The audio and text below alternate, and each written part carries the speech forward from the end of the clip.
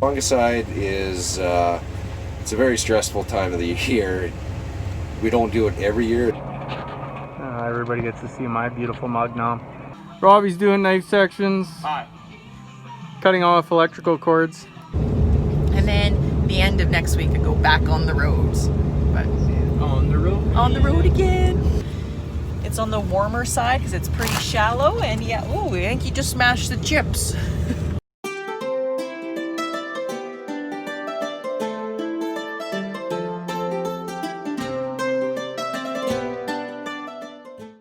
So I'm back from Manitoba. It was great to be out and see farmers, and got to hear a lot of farmers and their stories. And stress, unfortunately, is high on everyone's radar. So it's really great that Thunderstruck Egg is having me out and talking about stress.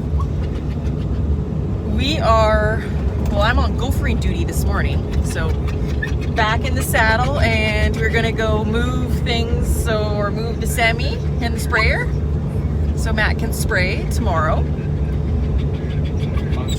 On Sunday. And yeah, things are looking really good because we had a thunderstorm last night too. And then the end of next week I go back on the roads. But On the road? on the road again. Just get ready to get on the road. And then today we're gonna go to the beach. It's gonna be If a it great doesn't rain. If it doesn't rain, you're such a farmer. So it's just us girls. We get to drive together, and then the boys get to drive together. Oh, here's the sprayer. Hey, what are you doing? You're in my way.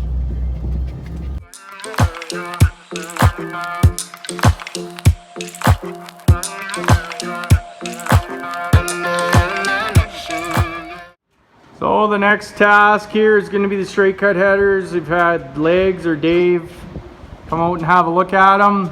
There's the S670 with one of the 35-foot straight cut headers. I've got to take the adapter out of it and do some welding and straighten some stuff out on it and fix it up. Lentils are pretty hard on stuff, but here's the mound of parts for both headers. There's canvases and odds and sods here, oil and some of the shields and stuff, so kind of gives you an idea. Got a little bit of work ahead. I'm not going to do a how-to manual anyways on how to change. This is what's called a wobble box in here. Whoop. Okay, this is what's called a wobble box. That's what controls the knife or drives the knife. There's a belt that runs up here, which is laying here. I should have done this in reverse. It drives this arm. There's a pin right here that goes into the knife head, which is in underneath here. Anyways, this pin goes kind of in through like that, goes down into the knife head. It's greasable. I'm holding the grease nipple there. There's a grease nipple in it. Anyways, the belt drives it. It goes, the knife section, or the knife goes back and forth. There's a tooth missing off of here. We'll do it here. The knife goes back and forth, and then that's what cuts the crop. This thing is wore out. There's quite a bit of play in it. When it goes to drive the arm back and forth, there's excess wear in it, so it takes probably a quarter turn of that pulley to turn before that arm starts going. That's the things that Dave Legs picked out, and just gonna get into changing it. So there's a picture of the wobble box. You can see this shaft here. When I rotate this, it's moving. See that? Gets to that spot, and you see how far it turns before that. See, now you see it moving now. Just excess wear in there in the cam. So I'm gonna get this pulley off and put oil in it. So we got everything back apart or together here now. Terrible. Not very good at filming here. See how it moves right away. So And I just put it back together the same way, or put the pulley on the same way it was facing. I got the old one into the center position, or that neutral position, and I just put the pulley on the same way. Took a little gentle persuasion with that plastic dead blow in a bar, but yeah, we got her apart in about 10 minutes, so success. Okay, put gray anti-seize on the inside of this, because this piece is going to go onto the bottom of this, up in here. I can find the hole.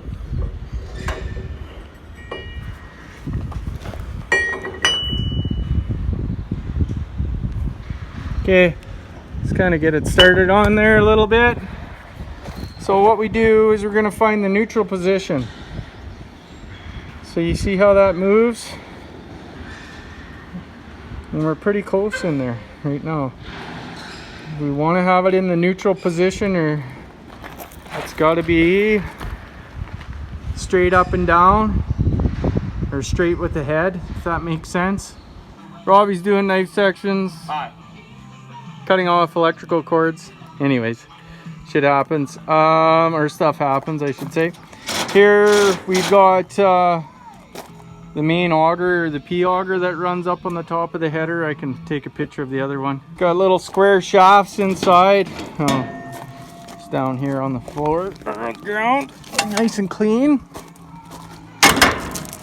The hexagon shaft on it, and then there's a knuckle system, goes the opposite way anyways, and then on this end too, same thing, like that. And there's an adapter in the inside of these, if I can show you. Clean all the dirt and mud, and at least we greased it, but they wear out over time. And that shaft goes through that hole. I had to cut it off straight, and yes, I'm loving every minute of it. And this piece gets welded in there square, hopefully, or else it will vibrate. But anyways, I got one done already, so everybody gets to see my beautiful mug now. We got everything welded up, and hopefully it's straight enough that it'll work. So here's the finished product. I'll buff it up and paint it so it doesn't get rusty. Rust maybe make it fall off, but we'll put the shafts in and should be able to give her. Morning, everyone. Got quite a bit of rain last night, about a half an inch. We got her, and I can't spray, so we got this spray plane in to help us get a little bit of fungicide done.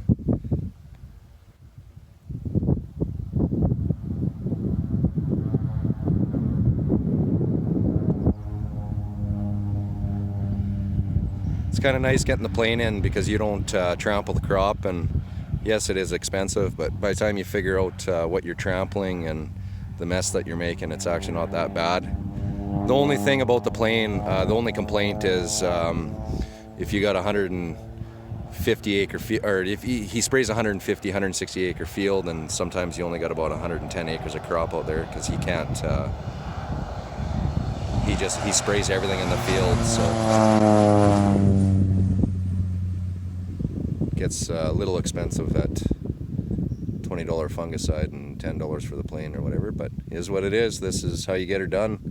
I won't be able to get into the field probably, well, the rest of the day, probably not, and it sounds like more rain tomorrow, so it's a timely thing for fungicides, so by the time I can get to the field, it's probably going to be too late, so it is what it is. We'll take it. Pretty cool watching these guys, though. It'd be pretty crazy to drive one of those. I don't know what he would be, 4 or 5 feet, 6 feet off the crop sometimes. This is wide open here, so he can fly pretty low, but there is some fields that have power lines and stuff, and trees and yards and all that jazz that he can't fly as low, but. So we got done gophering and we are headed to the beach. There is a beach about 5 minutes north of Watrous called Manitou Beach, and it was formed by glaciers in, I believe, the last ice age. It is salt water. It's fed with through underground springs, and it has a high sodium, potassium, and magnesium content where you actually can float. It's super cool. We enjoy spending time down here. It supposedly has healing qualities where I think it helped people with smallpox back in the day. Psoriasis. And psoriasis, any skin conditions, eczema, it really helps. And it's nice, like it's on the warmer side because it's pretty shallow. And yeah, oh, I think you just smashed the chips. We got munchies. You float. And you float. It's pretty cool. You actually don't have to wear a life jacket. Well, you should wear a life jacket just in case. But yeah, you float. Are you excited to go to the beach? Yeah. Yeah. Mom, What?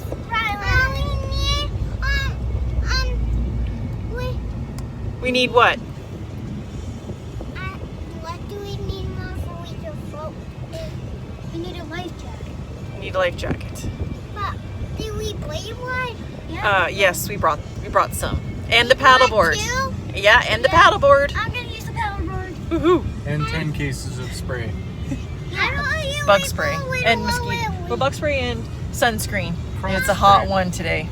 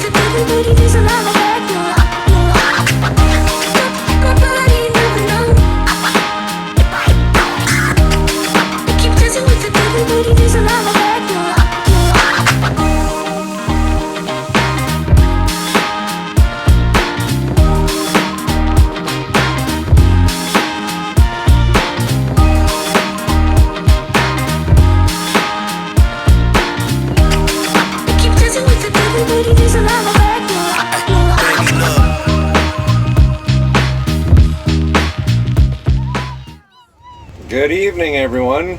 Fungicide season is upon us. We've been about 2-3 days now on fungicide. So yeah, I'd like to talk a little bit about that. Yeah, fungicide. We first started off with lentils. We will do 2 passes. The first pass we do for Ascochyta. So as soon as there's a sign of flowers on the plants, on the lentil plants, we will go in before canopy closure and do that. And then 10 days later, we will go with another app and do it for sclerotinia. Right now we're on wheat. We got about half our acres done now, and hopefully the next couple days we'll be done, depending on rain. Sounds like a couple days it's gonna in a couple days it's gonna rain a couple inches, so hopefully that holds off, gives us a little shot, but we don't need a couple inches. Matt actually took charge and did quite a bit on the weekend while I went on a little camping trip with Jaslyn, actually down to Blackstrap, so that was pretty great. But yeah, fungicide is it's a very stressful time of the year. It's we don't do it every year, it's weather pending, but this year it's just a perfect recipe for the diseases to be there. Like I was complaining about a month ago that we're praying for a rain. Now we're praying that it'll eventually stop. We haven't got a whole bunch, 3-4 inches for the year, but perfect amount. But with the wet nights, the dews in the morning, and the humidity during the day, because of the heat, its crop is pretty wet. I actually went for a walk this morning about 9 o'clock, 9:30 in the morning, into the crop, and my feet weren't just wet, they were absolutely soaking wet. They were actually dripping. So you add that with some heat during the day, and it's just a sauna in the canopy of the crop. So we're trying to protect the crop that we do have. So far, very, very happy with it. It looks very good. Everything is coming in really good and catch up, actually. Before, we had some poor germination areas where it was drier soils and stuff, but seems like it's catching up and it's fairly even now. So I wouldn't say it's the best crop that I've seen at this stage, but it's up there. It's really good. Other than that, just doing some yard work and some housework. I haven't stained my deck yet, so hopefully I do that on the weekend. There's been some spotty showers around, so I don't want to start that job when the rain's kicking around, but I'm going to haul in some rock tomorrow to do some landscaping around the house and get the yard all tuned up. I'm going to have my birthday bash, yard/house warming party. Usually a whole bunch of us get together and do some camping, but at the time of booking camping this year, we're unsure with COVID if we could be able to camp, so decided to have it in the yard, and I'm looking forward to it. Sounds like quite a few people, and going to do some side-by-siding and slip and slide on the old grain bag, and we're going to have a buddy of mine cater supper for us on the Saturday night after festivities, so we don't have to worry about cooking, so something to look forward to. Matt's going to take some time off in a couple days here. Him and Lesley are going to go out to Alberta, so I'm happy for them. Get away. It's pretty hard to get Matt away from the farm, so I'm glad he said he was going to. Everyone deserves a break, so. But anyways, it's late at night here. It's about 1 o'clock in the morning, and I'm going to keep rocking and rolling here, so have a good night.